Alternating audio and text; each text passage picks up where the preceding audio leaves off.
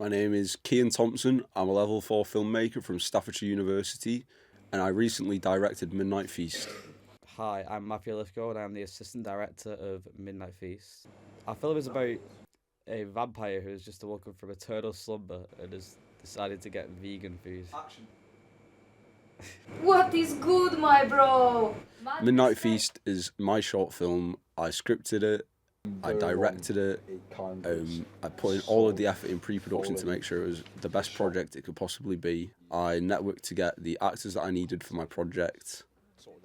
Me and Matthew worked very closely from the start of the project. Essentially, since January, we've tackled every aspect of the course together. So there's been way too many challenges to count. We had overall I'd say our crew was very competent, but there was a couple of people who wasn't really doing the jobs on set, wouldn't listen to instructions from the AD or the director. We discovered that a lot of our shots were broke continuity issues, such as breaking the 180-degree rule. It was our fault 100% because we was on set. We was quite tired. It was a 2 a.m. to 8 a.m. shoot due to the shop owner having very strict rules on when we could film. Which goes to show how preparation can get you somewhere. Throughout the course of this project, I'd say the biggest constraint on production and pre-production and post has always been time. Yeah, I found the camera. Everything was perfect for our project until we hit the ground floor. We got into the shop and the shop manager refused to open the shutters, which caused us to, on set, have to... we had to sort of think on our feet on how we can work around that. Action. So that was quite challenging to overcome. And it was quite stressful on set as well because we didn't have that much time to kind of sort it out. There's a lot of difficulties, but overall, though, it has been a very good project, and I've learned a lot from the mistakes I've made. And hopefully, in level 5, me and my director will not be making any more of these mistakes. After being appointed as DOP on Blindsided, I wanted to work as hard as I possibly could to get better at it. I spent weeks preparing, and now would say I'm fairly competent on camera.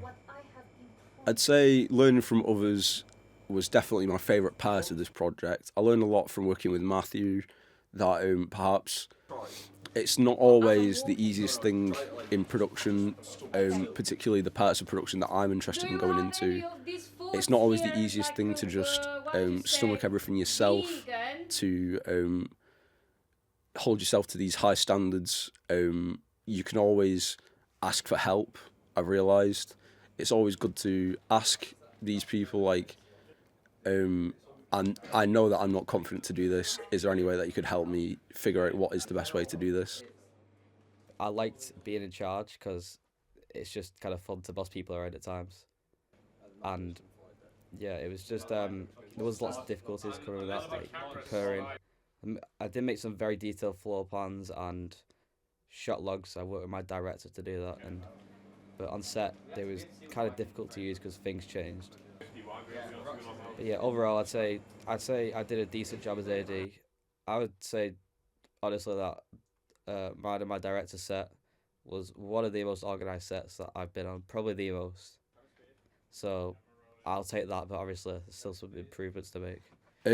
I'd say my biggest takeaway from this part of the project was definitely I definitely give myself more time on certain things. I give myself more time when it comes to finding a location, because this time around we got our location secured very early on, and because we got that, we didn't carry on looking for other locations, which meant that we was very limited when it came to time.